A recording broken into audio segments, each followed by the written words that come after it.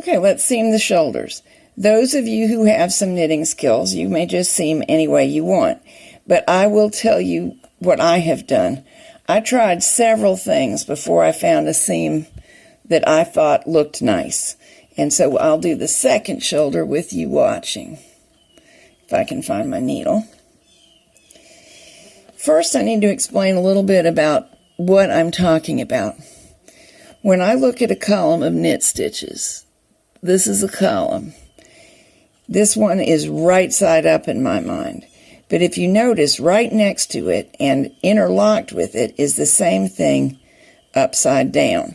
The way to think of it, if you're going to follow my instructions, is the hearts are facing up, the way we would normally look at hearts when I say it's right side up, and they're facing down from the way we normally look at them. Let me draw a heart.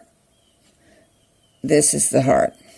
You could also describe it as a V, and that still holds true. This V is upside down, and it is part of this V. We have to have some terms that we all agree we can talk about, or you'll never follow this. Here's my chain stitch bind off on both pieces. Here's my working yarn coming up from the last time. Now, I'm going to stitch behind the next column of upside down stitches.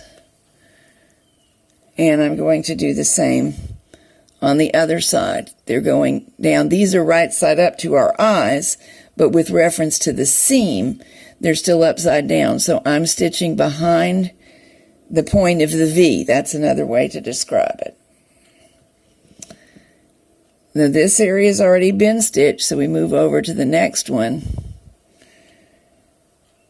Pick up the 2 bars that are converging to make the V at the bottom, or the point of the heart, and pull snug but not tight. And a whole lot of whether you get a nice looking seam has to do with how tightly you pull. And that's just a matter of being sensitive to your yarn and your fabric. Let's do a couple more. You can start going a little bit faster like this. Make sure you don't get confused about where you are.